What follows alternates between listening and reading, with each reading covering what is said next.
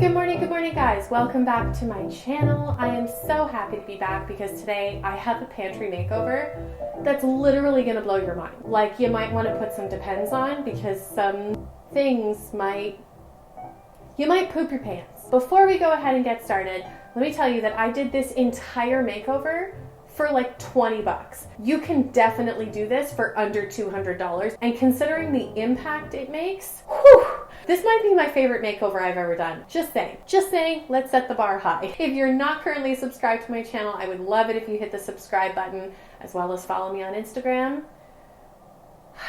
Let's get this party started. There was nothing wrong with my pantry. It was functionally fine, but it wasn't visually appealing. And you know, my mantra for 2020 is intentional flourishing, and part of that is I want to create a home and an external space that motivates and inspires my internal best self. And so, you know, there's something to be said for clean mind and visually aesthetic pleasing home and how you function in your day-to-day life. And so I really wanted a pantry that was, when I walked into it, it felt serene and calm and inspiring, something that's going to make me want to make good food choices. And girl, my current pantry wasn't it. Now, like most things in life, I had champagne taste on a water budget. I got inspired from my friend Catherine over at Do It On a Dime. She did a pantry hacks video. I'll leave her video down below, but one of the things she did in that video was a pantry shelf liner using Dollar Tree or Dollarama, whatever dollar store you feel inspired by. The impact was incredible, but when I watch stuff like that, I think, is it going to last? Well, it's good to save money. If it doesn't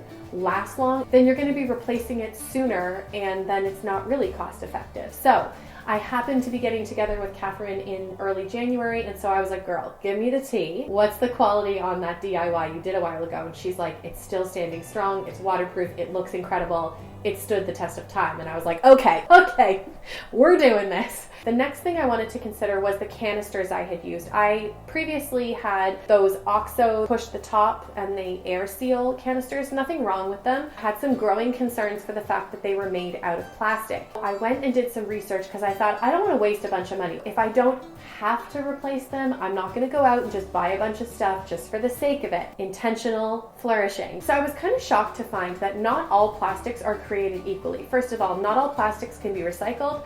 Second of all, not all plastics are food safe. There's something called leaching chemicals from plastics. You've probably heard of BPA free. Almost everything now is BPA free. BPA is very, very toxic. Cheaper plastics have BPA, or they leach chemicals, and then you are consuming those chemicals if it's something that is going to be storing food. Dangerous. It really depends on the number that you see at the bottom of your plastic. There are certain plastics, like number 5 plastics, which do not leach chemicals, so they are food safe and they're also recyclable. And then there's some other qualities of plastics which are not safe. Then what is kind of left over at the end of that gets a number 7 plastic. Number 7 plastics are considered not safe. The OXO containers, despite being $20 a container on average, they're number 7 plastic. And I thought, what the heck? Is this actually dangerous? Is number 7 plastic really not safe? And at the end of the day, it depends on what is inside that 7 plastic. And like, as consumers, we shouldn't have to be hardcore researchers. I'm just a girl who doesn't want to eat chemicals. Is that too much to ask? Because those canisters were fairly expensive, I ended up selling them on Facebook Marketplace, and what I sold all of them for, I was able to then do my entire pantry makeover for like 20 bucks. So step 1 was to take everything out of the pantry.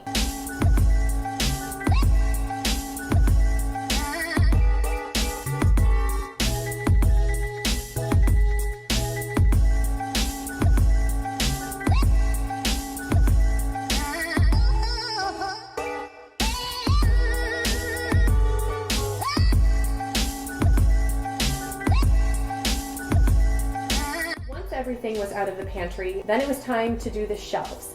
I am not a DIY expert. It seemed like something I could do, but I thought, okay, this is a good test because if I can do it, guys, you can do it. So I went to the dollar store and I got foam core. The other thing is it was okay to use the extra into your next piece of foam core because we're going to be wrapping it and taping it, so it maintains its structural integrity. So that's a good way of cutting costs as well. I also got these shelf liners that you can get at Dollar Tree. You can also get them off of Amazon. but I did the cost per linear inch or whatever, and the Dollar Tree was actually cheaper than what you can get on Amazon. Amazon is still super affordable. I'll have some options linked down below. But the great thing about this shelf liner is it's waterproof and it's meant to be a protectant for canisters and such. So this is something that you can wipe down as needed, so the longevity of it is great. So once I had cut my foam boards to the sizes that I needed, I then connected each piece with just a piece of packing tape and taped them so that I've got the long boards that I needed. The next step was to take the extra board, and I decided to create kind of a thicker edge on the front. This way I could label those shelves if I wanted to. If not, I just think it gives a really nice finished look. So I connected and cut those fold over pieces. Then I wrapped each board in the shelf liner. Now, you don't have to wrap the bottom part of the shelf liner because you're not going to be seeing it, especially with the lip. I mean, if you wanted to, you know, choose your own adventure, but you definitely don't have to. I thought, gosh, I don't know how difficult it is to wrap this. I went in and asked Catherine if she had any tips, and the best mode that I found is to, first of all, like most things in life, just slow down and take your time. I found once you peeled one edge off and kind of stuck it down, you could use a squeegee. I just used my shower squeegee and slowly squeegeed it as you were peeling the backing off, and that got rid of any kind of bubbles. And once I had done like one board, I really got the hang of it, and the whole thing was super easy.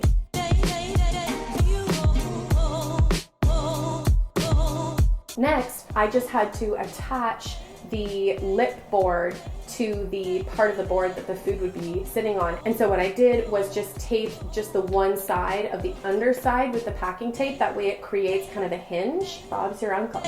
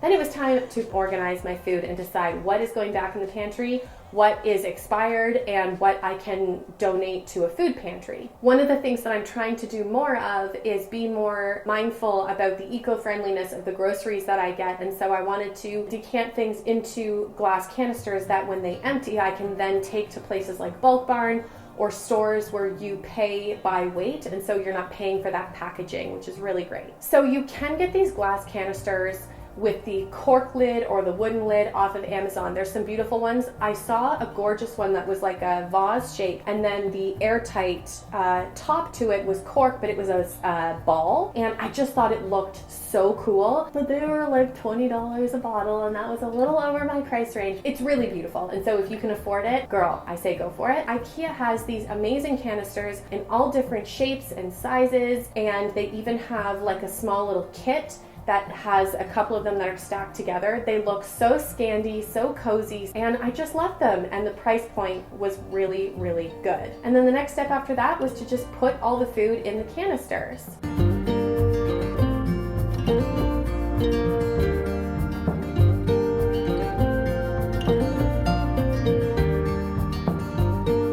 Then all I had to do was put everything back in the pantry and ask myself, just because certain things went on certain shelves before does not mean that they have to go on those shelves again. And is there a better way that I can organize this space? And this is where I just kind of threw on a podcast and had fun and kind of looked at things and rearranged how I wanted everything set up.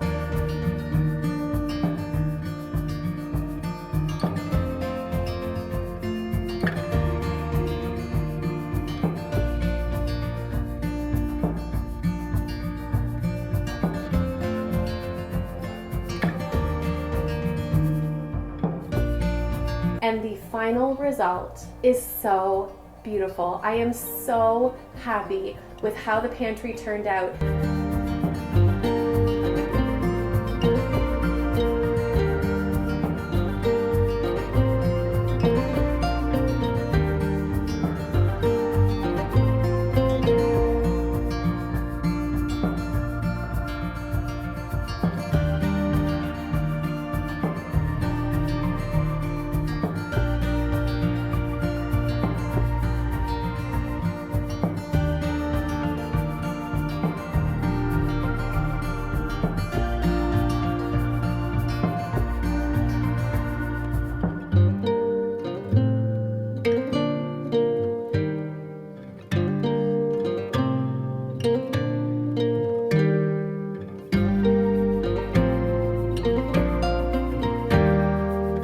A lot of times my kids forget to shut the pantry door, and it used to be something that would frustrate me, that I'd be like, shut the pantry door. And part of it was that I just didn't like the way the pantry looked. But now that my pantry looks like the stuff that Pinterest pins and boards are made of, I'm okay with the door being open. It's been a couple weeks now, and I find every time I open that pantry door and I see what the inside of the pantry looks like, it truly does inspire me to make better and healthier food choices. I love home decor. I have always loved home decor. Even as a kid, you know, when I was 7, 8 years old, sometimes I would switch up the way that my bedroom was configured. My parents would come in the morning and be like, when did you do that? When did you move your bed? It's just something that I've always been really into. I've really come to value that your external space is something that reflects your internal space. Creating a beautiful pantry that is organized and functional does have a real impact on how you live your day-to-day life.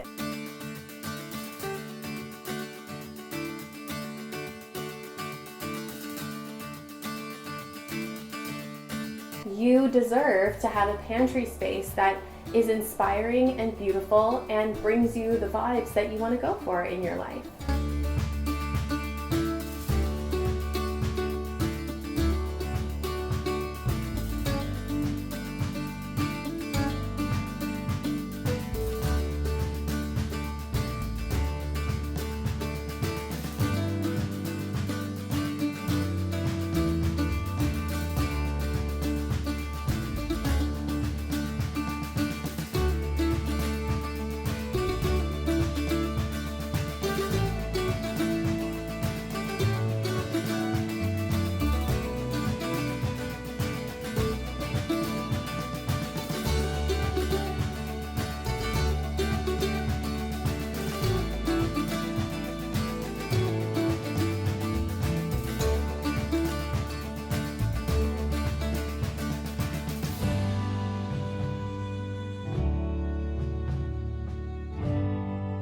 I hope you guys enjoyed today's video. I hope you enjoyed this pantry makeover. I am dying to know what you guys think in the comments below. If you enjoyed this video, give it a thumbs up. Let me know in the comments what you think. Also, make sure that you're subscribed to my channel. I'm doing a lot of self-care, self-growth, as well as home decor and organization and productivity videos in 2020. So if that's something that is interesting to you and you want to see more of it, make sure you hit the subscribe button and turn the notifications on to all notifications so you don't miss any upcoming videos. Also, make sure you're following me on Instagram. I'm at Elle.Lindquist, and I will see you guys in the next one.